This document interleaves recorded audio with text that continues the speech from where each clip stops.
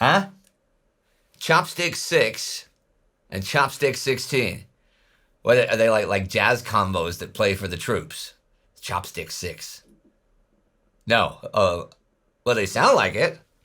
Yeah, okay. All right. See ya.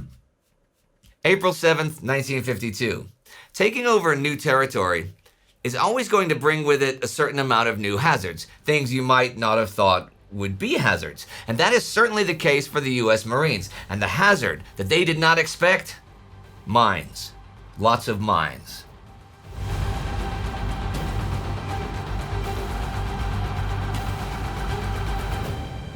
I'm Indy Neidell, and this is the Korean War. Last week, U.S. President Harry Truman surprised the world by announcing he will not run for another term as president in this year's elections. Though just what this means for the war is in the future.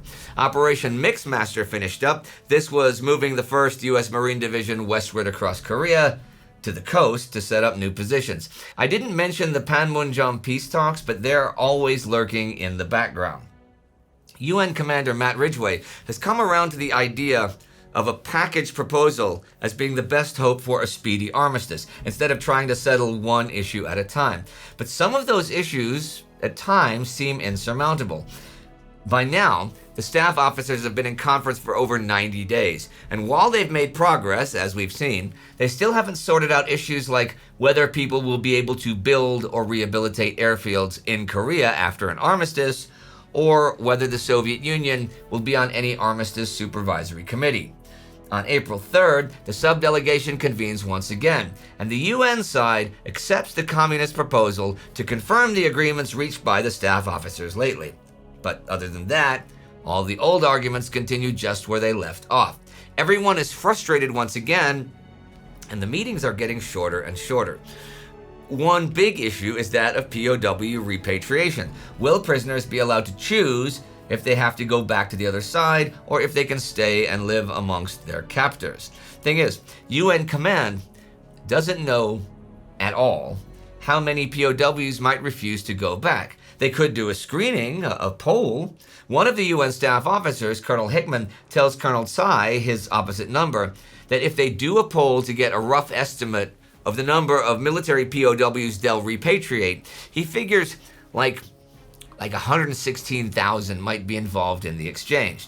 This is in line with UN Chief of Staff Doyle Hickey's guesstimates, which I mentioned the other week, that of 132,000 military POWs the UN holds, maybe 28,000 or so would prefer not to go home for one reason or another, but only maybe 16,000 would really resist repatriation. Communists do find this intriguing. And this week on the 2nd, Colonel Tsai says, hey, let's check our list immediately then to really get the specific numbers. The communists showed a desire to get a round figure of those who would forcibly resist repatriation, in the obvious hope the number would be no more than around 16,000. 2 days later, Hickman asked if the communists would issue an amnesty statement before the screening to reassure the prisoners they would not be punished when they return. Although the enemy officers protested that such a statement would be unnecessary, since the communists desired nothing more than to return the prisoners to a peaceful life. They lost little time in providing the UN command with a florid amnesty declaration on the 6th of April. This statement was given wide publicity throughout all the prisoner camps before the screening to encourage as many prisoners as possible to go home. Them asking for a round figure pretty much implies that they're okay with the UN doing a screening. So Ridgway talks to UN Chief Delegate Turner Joy about a plan for interviewing POWs and segregating those who would violently resist repatriation. This is only going to happen once, he says. And once the POW makes his choice, that's it. It's final, and you cannot change your mind. And whatever number they announce, you can bet that's what the other side will expect to receive. So once they tell them a number, they cannot revise it downward for any sudden reasons. He also figures a screening of some kind is inevitable at some point. So let's do it sooner than later. This is part of a bigger plan, though. Once the screening was finished, Ridgway intended to give the totals to the enemy, reclassifying the non-repatriates and ROK residents who did not want to go to North Korea into a status other than POW. If the communists accepted these figures, he would follow up by an effort to trade airfield restrictions for the dropping of the USSR, thus completing the armistice. If the enemy did not accept the figures, Ridgway would present a package proposal with the same objectives on which the UN command would stand firm. Already the 3rd, he gets permission from above to start the process, and on the 5th, Ridgway tells Joy to begin Plan Scatter. The plan is designed to maximize the number of POWs that will be repatriated. The POWs are told to not talk about their choice beforehand because they might then be subject to violence to make them change their decision. They also stress the first decision is final. The screenings are going to begin tomorrow, April 8th. Both sides do still take new prisoners, of course, even with actions limited to just patrol level. At the beginning of March, 8th Army Commander Jim Van Fleet was told, pending further orders, offensive action will be limited to such reconnaissance and counteroffensive measures as necessary to provide for the security of your force. He has taken the initiative, as we saw the past couple of weeks in Operation Mixmaster, moving the 1st Marine Division westward to new positions. Well, moving around a lot of units. But just because command is unenthusiastic about offensive operations does not mean Van Fleet isn't thinking about them. He wants to use his ROK, South Korean, divisions in a series of attacks with limited objectives. The operations are called Chopstick 6 and Chopstick 16. The former is an envelopment attack by a reinforced ROK division against the high ground south of Pyongyang, and the latter is an attack by 2 divisions in eastern Korea to push the enemy from east and south of the Nam River. The idea for both is to have both air and artillery support and give the ground units important training in using their cross-country mobility. Ridgway does not like the Chopstick 6 plan, but he has yet to decide on Chopstick 16. A little more about that 1st Marine Division and the new ground they occupy at the west end of the Jamestown line. Here's what the actual defenses are like. Now, the trench lines face north, and as you can guess, they hold machine gun emplacements, tank slots, command post bunkers made of sandbags and logs, which are often also first aid stations. Just the facts of the terrain mean that a trench may be 2 or 3 meters deep in certain areas, or less than 1, which requires the Marines to crawl to avoid enemy snipers. In front of the trenches are the belts of barbed wire, which have makeshift alarms hanging from them. These can be as simple as empty food cans with pebbles in them.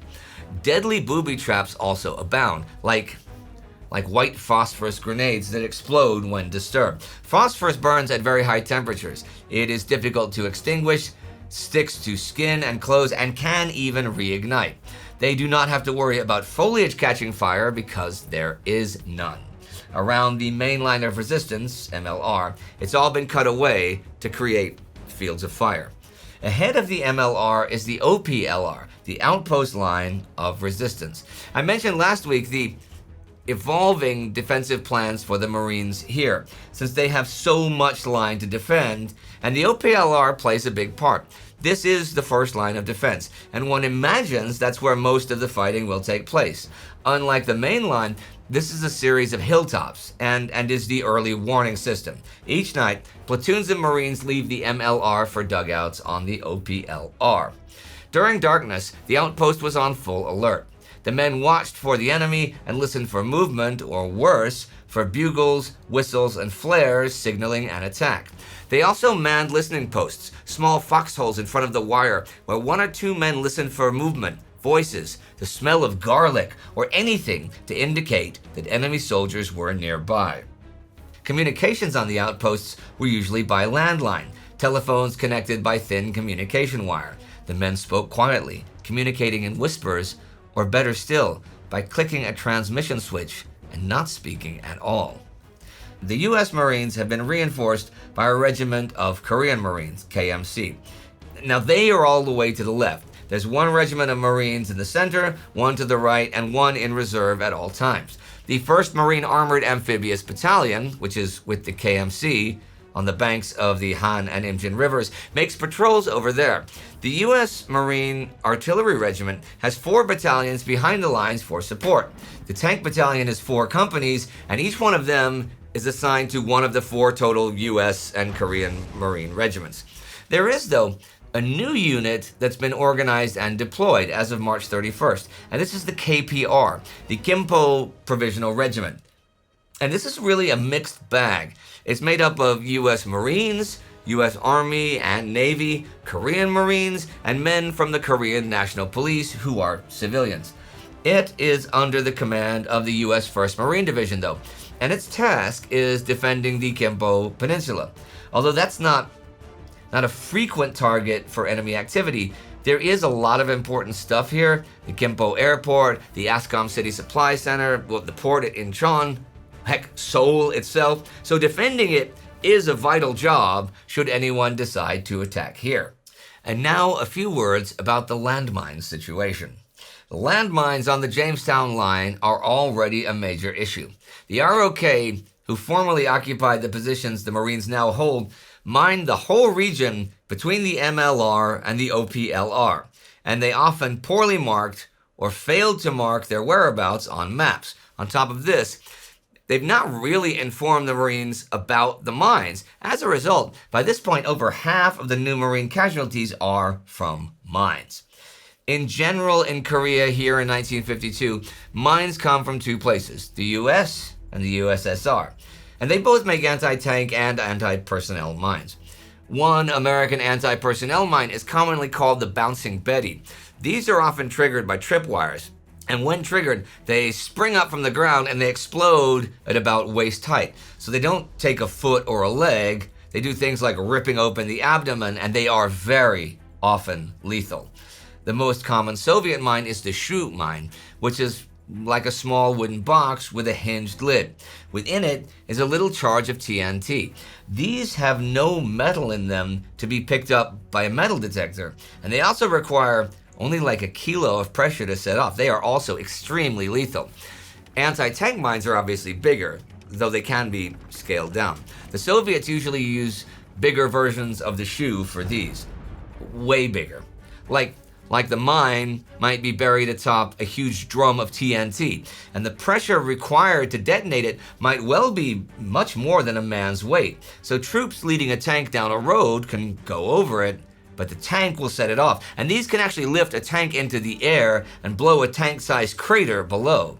A cousin to the landmine and equally prevalent was the booby trap.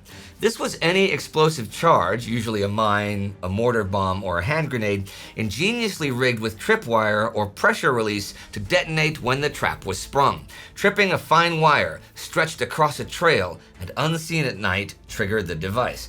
A tripwire was one of the most frightening situations that a point man could experience. It is difficult to imagine what thoughts pass through the mind during the split second after a wire is felt pulling on one's boot. Well, despite the mines, the Marines have slowly but surely been creating room to fight. The action so far has been pretty much just routine, which is not the same thing as boring, but nothing major at all. However, Marines are trained for assault, not for static defense, so they're not going to basically sit around idle for all that long. Not very likely. And the communists are not making it easy to just sit around either. For on April 2nd, the Marines record 3,876 artillery shells and 118 mortar rounds hitting division positions. Van Fleet is actually busy with another project right now, reconstituting ROK 2nd Corps. Some of you might remember that it was overrun by the enemy twice, in autumn 1950 and then early last year. The new ROK 2nd Corps is commanded by the very capable Paik Sun-yup and is the ROK 3rd, 6th, and Capital Divisions, taking up positions from Gumsong and like 25 kilometers or so to the east from there.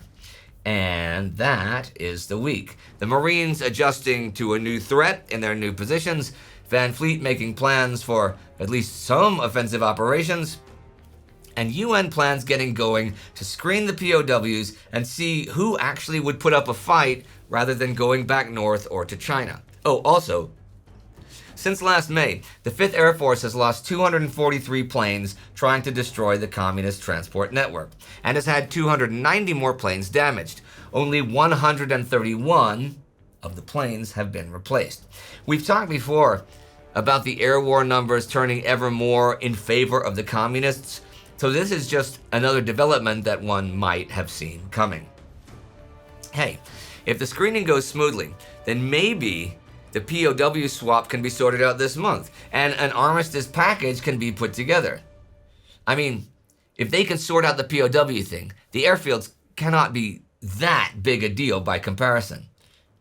I wonder how many of the military POWs would actually refuse to be repatriated. 16,000 sounds like an awful lot. It can't be that many, can it? Can it? Well, I guess we'll find out for sure next week, so do not miss next week's thrilling episode. And of course, you should join the Time Ghost Army at timeghost.tv or patreon.com so I can continue doing this. It is the Army that allows for that. And Kai Eastwood is the Army member of the week here. Do not forget to subscribe. See you next time.